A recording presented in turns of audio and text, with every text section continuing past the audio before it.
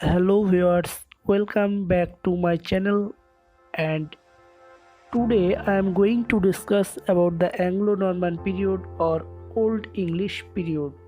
And before starting this video, please do subscribe my channel so that you can get more video like that. So let's begin our discussion. Middle English period could be classified into three parts. First, before Chaucer, second, the age of Chaucer, and the third one is the age of revival. Before Chaucer, this particular part is also known as Anglo-Norman period. The term Anglo-Norman is generally used to describe the English history from the Norman conquest in 1066 to the middle of the 14th century. So I have already uploaded the video on Norman conquest. That's why I directly focused on Anglo-Norman literature.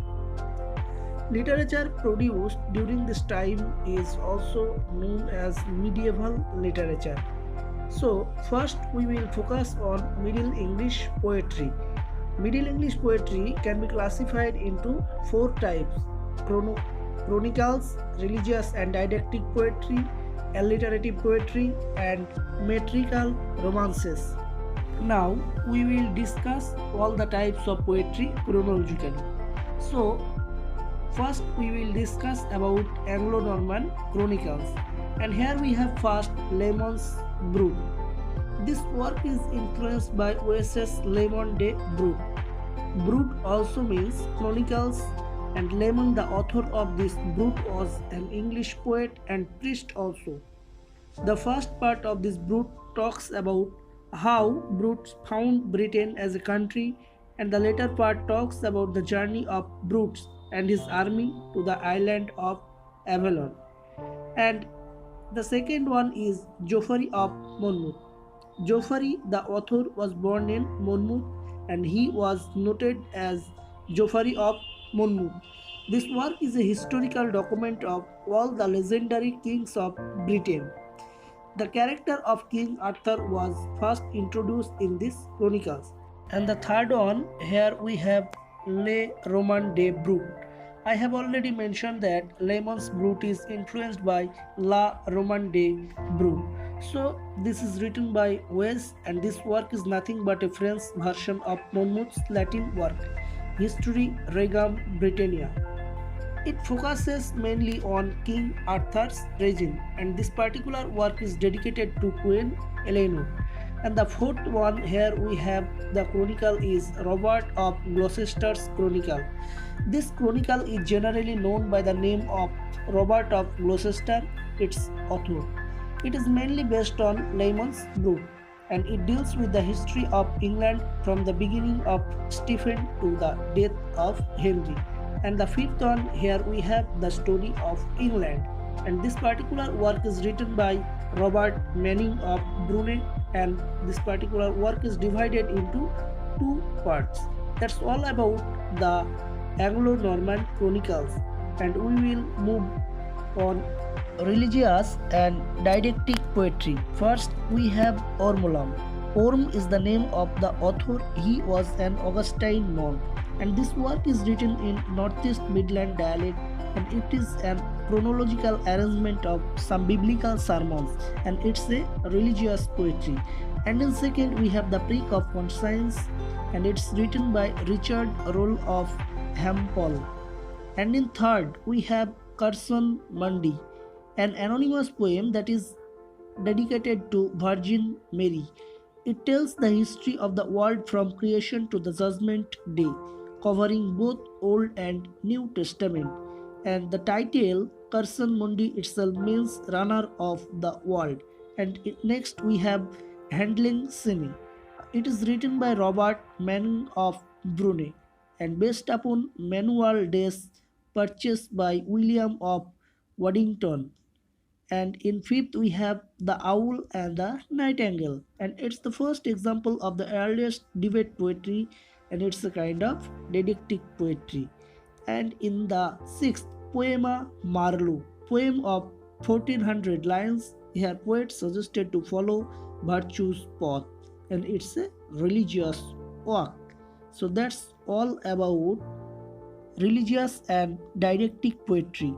Now we will focus on alliterative poetry. So first here we have Patience. The poem is about 531 lines and it is preserved in Cottonian manuscript. And this particular poem deals with the story of Jonah, also instructs the virtue of patience. And in second, we have Pearl. The poem is a dream allegory and influenced by Vulgate Bible.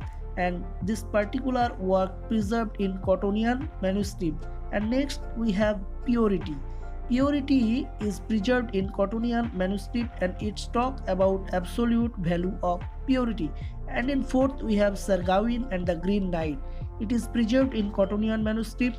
It's the greatest document in English of Arthurian romances. So that's all about the alliterative poetry and we move on metrical romances. Romance is a popular literary genre flourished during 12th to 14th century. It tells the story of heroic adventure of ideal knights.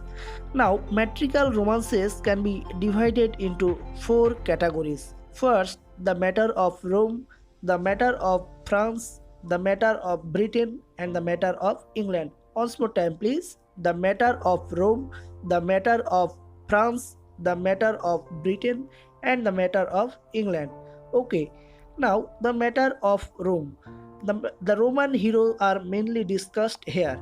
Example, King Alexander, Roman de Troy, etc. And second, the matter of France. It deals with the story of famous French king Charlemagne and his knight. Example, Chanson de Ronald and Sir Furembus. Third, the matter of Britain. It deals with the exploits of King Arthur and his knights of the Round Table.